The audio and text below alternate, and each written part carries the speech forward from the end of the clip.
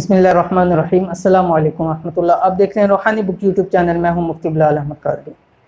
गुज़िश्ता कल मुझे व्हाट्सएप के ऊपर एक मैसेज आया और एक साहिब थे और उन्होंने एक बात की कि मुफ्ती साहब, मैंने जो अल्हम्दुलिल्लाह ये अज़वाजी ज़िंदगी के हवाले से पार्ट्स आपके साथ शुरू किए हुए हैं, उन वाले से उन साहब ने बात की कि मुफ्ती साहब आप तो बड़ी बेबाकाना गुफ्तगू करते हैं और जो शर्म हया की बातें होती हैं आप उनको ऐसे खुल के बयान करते हैं, तो क्या ऐसे मुनासिब है? तो मैंने उनको वैसे तो बहुत सारे बात की जवाब दिया, लेकिन एक मैंने बात की कि देखें, इंसान, जाहिर बात है कि लोग ये काम कर रहे हैं, जब लोगों को ये काम करते हुए शर्म और हया नहीं आती तो हमें बताने के अंदर कैसी शर्म और हया? कुरान और हदीस के अंदर इस चीज़ को भी खोल के बयान किया गया। जैसा कि आज का हमारा ये पार्ट नंबर 7 है अज़वाजी ज़िंदगी से मुतालिक। इससे पहले हमने 6 पार्ट जिक्र किए और सारे आप पार्ट देख रहे, कुरान और हदीस से मुताबिक हमने आपके साथ बात की है। और ये बातें बतलाना नई जनरेशन के लिए, नए आने वालों के लिए ज़रूरी है। क्यों? इसलिए कि कुफ़ार यहूद और नसारा ने, मैं तो बता रहा हूँ, बातें कर रहा हूँ, लेकिन कुफ़ार यहूद और नसारा ने तो हमें प्रैक्टिकली हमारे सामने रखा हुआ है। हमारी फैमिली सिस्टम को तबाह व बर्बाद कर चुके हैं वो लोग, हमारी नौजवान नस्ल को ख़राब कर चुके हैं। और आप देख लें कि लाखों नहीं करोड़ों में ऐसी वेबसाइट मौजूद हैं कि जहाँ पे उरियानी, फहाशी और हत्ता कि मैं यहाँ वो बातें करना नहीं चाहता जो चीज़ें नेट के ऊपर इस वक्त अवेलेबल हैं। अगर हम ये बातें नहीं बताएंगे, ये अज़वाजी ज़िंदगी से मुतालिक जितनी भी हमारी तहकीकात हैं, जितनी भी हमारी चीज़ें हम नहीं बतलाएंगे, तो हमारी नौजवान नस्ल गलत तरीके से पता जब करेगी तो वो गलत कारियों में, इन चीज़ों में हम मुब्तला हो जाएंगे। अब देखिए, कुरान को देखें, कुरान में भी हमें सब कुछ खोल के बतला दिया, बीवी के हुकूक बतला दिए, अज़वाजी ज़िंदगी कैसे गुजारनी है उसके हुकूक बतला दिए, तलाक कैसे देनी है, तलाक के बाद क्या करना है, इद्दत कैसे करनी है, एक एक चीज़ को कुरान ने खोल कर बयान कर दिया। उसके बाद हदीस मुबारक के अंदर हमें, अब जैसे आप अलैहिस्सलाम की जो बीवियों के साथ ताल्लुकात थे वो सब हम तक पहुँचे हुए हैं। कैसे पहुँचे हुए हैं? अगर वो जो अज़वाज मुतहरात वो इन चीज़ों को छुपा लेती तो हम तो ये कैसे पहुँचता। जैसे गुज़िश्ता वीडियो के मैंने हज़रत आयशा रज़ी अल्लाह ताला अन्हा की एक रवायत नकल की थी कि आप अलैहिस्सलाम आखिर शब के अंदर अमूमन अज़वाज से कुर्बत करते हैं। अगर हज़रत आयशा ये ना बतलाती तो हमें कैसे मालूम होता। अब हम में से कितने लोग हैं वो देख लें। मैंने 6 पार्ट्स हमारे पहले से इससे मौजूद है अज़वाजी ज़िंदगी के, कि आप देख लें कि हमने अज़वाजी ज़िंदगी जितनी चीज़ें जिक्र की हैं कितने लोगों को मालूम है। कई लोग हैं, अब कितने मियाँ बीवी हैं अब जो जनाबत की जमात के वक्त की दुआएं हैं उनको नहीं याद होंगी। कैसे याद हों? ठीक है, ज़रा हम इस चीज़ को याद करते ही नहीं, हम इस चीज़ के ऊपर इतनी वो देते ही नहीं। तो हमें इस चीज़ के ऊपर आना पड़ेगा, अपनी ज़िंदगी को कुरान और हदीस के मुताबिक गुजारना पड़ेगा ज़रूर, तब हम जिंदगियों के अंदर कामयाब होंगे। मियाँ बीवी के अंदर पहले ये चीज़ें नहीं थी। ठीक है, आज से अगर 20 साल पीछे 2000 से पहले चले जाएं, तलाक़ें एक दुका होती थी। कब इतनी तलाक़ें होती थी?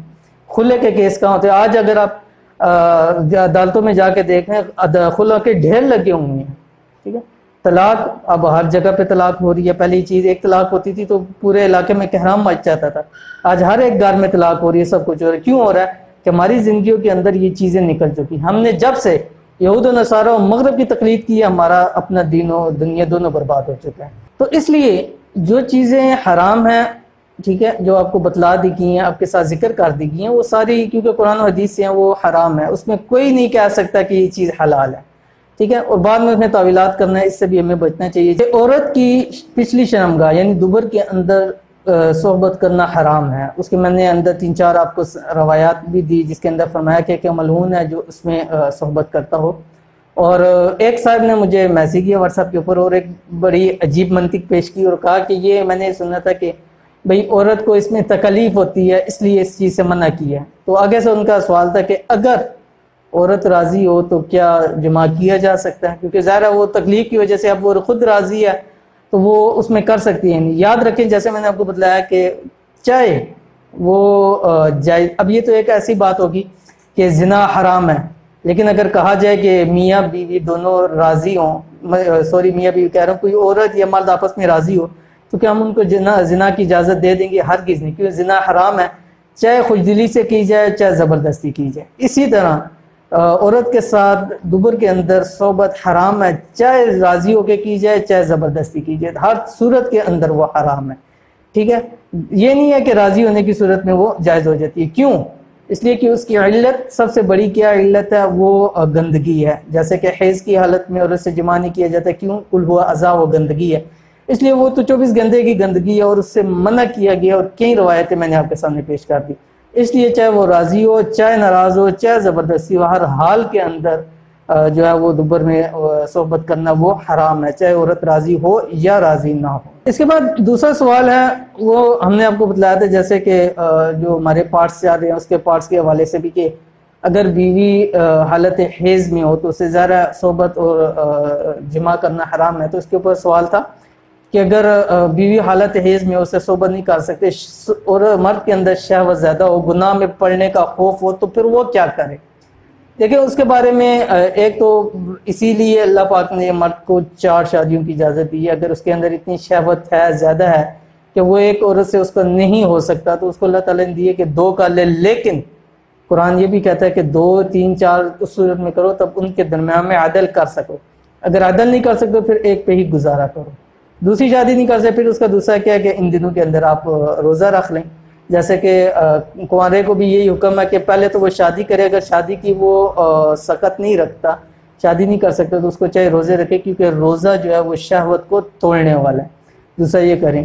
اور تیسرا اسی سوال کی نسبت سے انہوں نے کیا کہ اگر عورت حالت حیض میں ہے، اس سے نہیں ہو سکتا، تو مشت زنی تو حرام ہے، ٹھیک ہے، اس کو کرنے کی اجازت نہیں ہے. آدمی خود تو نہ کرے لیکن اس کی بیوی اگر اس کے لیے کر لے، یعنی بیوی اپنے ہاتھ سے مستثنی کر کے ڈسچارج کر دے، تو کیا یہ جائز عمل ہے؟ دیکھیں میں نے جیسے آپ کو بتلایا کہ عورت کے ہر عضو سے نفع اٹھانا مرد کے لیے جائز ہے، ٹھیک ہے.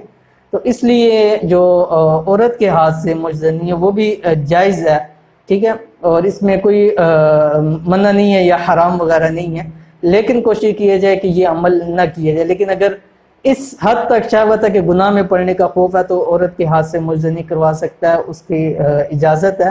اور لیکن کوشش کی جائے کہ یہ عمل نہ کیا جائے. یہ آج کی ویڈیو جس کے اندر ہم نے سوالات بھی شیئر کر دی اور آپ سے چند باتیں بھی عرض کر دی. امید کرتے ہیں کہ آج کی ویڈیو بھی آپ کو پسند آئی ہوگی. ویڈیو پسند آئی تو اس کو لائک کر دیں اور اسی طرح دوست احباب کے ساتھ شیئر کریں. ملیں گے انشاءاللہ پھر کسی اچھی نیکسٹ ویڈیو کے اندر. تب تک کے لیے اجازت دیجیے. اللہ حافظ.